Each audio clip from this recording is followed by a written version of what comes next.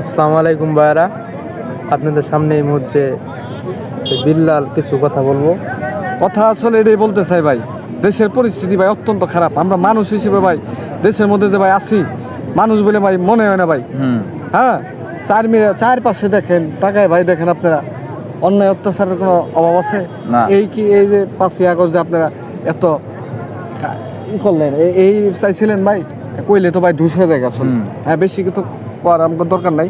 কথা হইতেছে এই যে আজকে যে উত্তরায় একটা স্কুলের মধ্যে সামরিক বাহিনীর একটা প্রশিক্ষণ বিমান বিধ্বংস হয়েছে।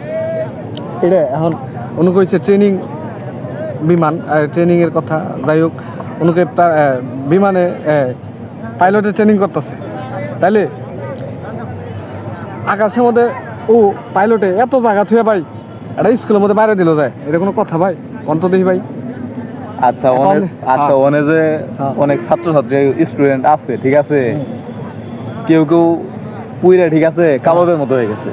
এটা অসাধ্য বিষয়। এটা দেখে বহু মানুষ কব এই কি করে এগুলা।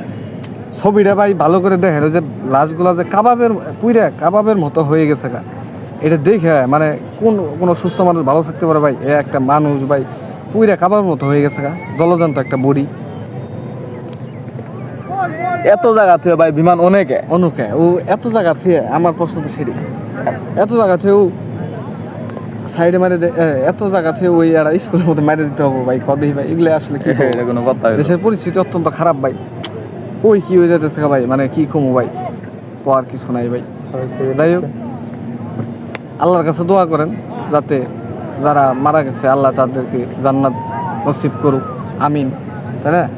এই আর কি, দোয়া করা ছাড়ার উপায় নাই।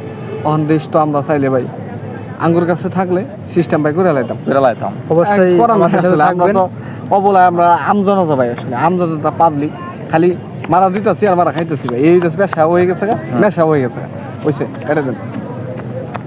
আচ্ছা ঠিক আছে, ধন্যবাদ আপনাকে। ঠিক আছে, আরো আপনারা অবশ্যই লাইক কমেন্ট শেয়ার করবেন।